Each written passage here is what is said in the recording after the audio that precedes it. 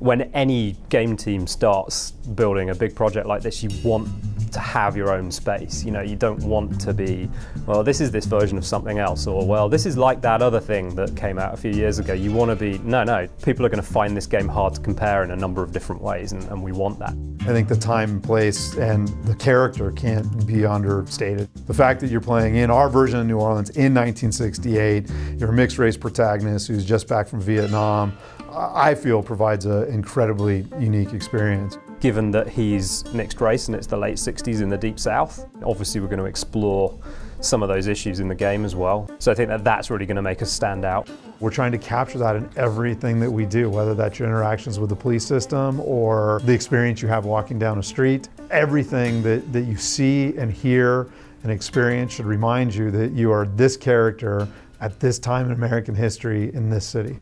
He's a member of the Black Mob, and the Italian Mob and the Black Mob have kind of allied together. And ultimately, Lincoln is, and the Black Mob are betrayed by the Italian Mob. So Lincoln's really put on this kind of revenge path, but in the process, he dedicates himself to not just tearing down the Italian Mob, but also rebuilding a new mob in its place. And depending on how the player plays the game, that could be a new version or a new incarnation of the Italian Mob. It can also look very different.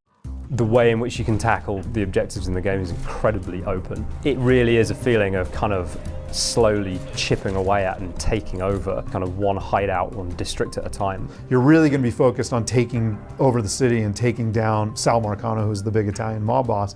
And you'll be doing that by damaging his various rackets, we call them in the game. A lot of it comes back to this idea of, you know, in the mob, it's all about kicking up.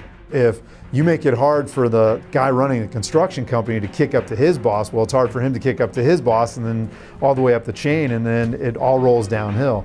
And eventually they panic and they make a mistake. So a lot of it is going into the world and how do I mess up this racket or disrupt this racket enough that they're going to make a mistake and they're going to give me an opening to take somebody down and then take over the racket for my own. It's very liberating in a lot of ways and gives the player a lot of choice while still having a strong central through line so you never feel lost. And then on top of that, the way in which you're assigning all of the territory out that you're taking to these key lieutenants, that you've got these 3 lieutenants, is going to change the narrative as well. The way that they start reacting to you will change, and it's very, very organic. So rather than it just being about branching narrative, it's about this sort of uneasy alliance and the balance of power kind of shifting around depending on what you as the player choose to do. You'll discover, like, oh, you know, hey, I never really invested much in Burke, you know, one of my lieutenants, Burke, in the last playthrough. I want to go out back and see what does Burke have to offer and how does the game change if I really devote more time to Burke versus, you know, Vito or Cassandra. Definitely in terms of the 3 lieutenants, their reactions to you and how that all plays out, it's going to be very different. Matter of life and death. I'm not saying. My ideal scenario is they come out of it and they're like, man, I can't wait to tell my buddy about playing that, and I can't wait to talk to my buddy who's been playing it and find out what his experience was like and compare notes. You know, I hope people are uploading videos of awesome stuff they do in the game. We give you a lot of tools in the game, and the creativity of the players far exceeds our ability to, you know, predict what they're going to do, right? And maybe that's game breaking, and maybe they do stuff that but whatever, more power to them, that's awesome.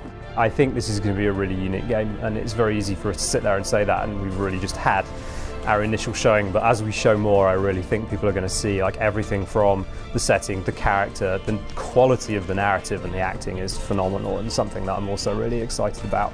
And then expanding that to kind of the game structure. There is a lot of uniqueness there, and we are hopefully going to be able to showcase most of it before we actually release the game.